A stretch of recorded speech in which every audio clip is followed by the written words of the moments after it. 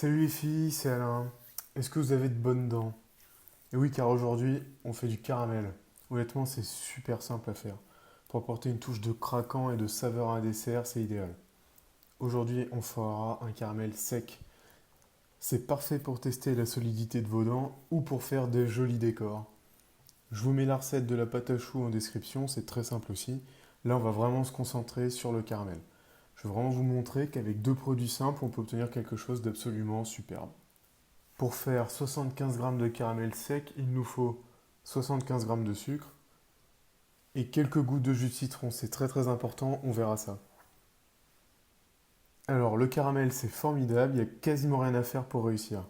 Mais tout est dans le quasiment. Je prends une grande casserole à fond le plus épais possible. On fait chauffer à feu moyen, moi je commence à 5 sur 10. Puis je mets le sucre bien au milieu sans que ça aille sur les bords.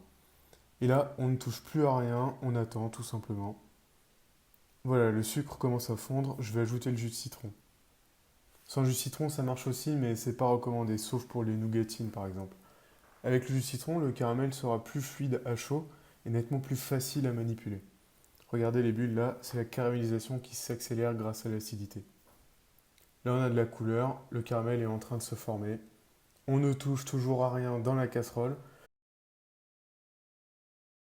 Si du sucre n'est toujours pas fondu, on fait tourner doucement la casserole, mais sans toucher à l'intérieur. Je baisse le feu d'un cran, on va pas aller trop vite, on risque de tout brûler. En fait, le caramel, c'est juste du sucre cuit.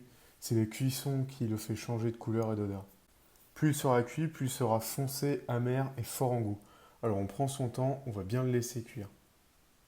Regardez, à ce stade, il est vraiment très coloré. Je vais éteindre le feu, on va le laisser comme ça, il va refroidir petit à petit. On peut l'utiliser tel quel directement pour faire des décors, ou alors on le met dans un bocal et il se conservera sans problème. Forcément, il va durcir si vous le mettez dans un bocal. Pour le ramollir, on va le passer 20 secondes au micro-ondes. On mélange, on le repasse 20 secondes au micro-ondes, on mélange encore. Le micro-ondes ne va pas chauffer de manière homogène, vous voyez. Le risque, c'est de brûler une partie du caramel alors que l'autre n'est même pas fondu. C'est pour ça qu'on laisse un peu de temps au micro-ondes et qu'on remue. Voilà, tout est homogène. C'est bon, là, il est utilisable. Allez, on va mettre un petit chou dedans pour tester. Oh, c'est vachement beau. C'est plus sympa comme ça. Bon, il me reste des choux, on va s'amuser. Et voilà, une mini pièce montée. Là, on a une dizaine de choux, c'est parfait pour un mini mariage, pour un mini rassemblement à moins de 10 personnes. J'espère que vous vous amuserez vous aussi avec le caramel. C'est beaucoup plus simple à faire que ce qu'on pense. On ne touche pas à ce qu'il y a dans la casserole et on n'oublie pas l'acidité du jus de citron. Je vous laisse avec la cuisson des choux en bonus et je vous dis à très bientôt.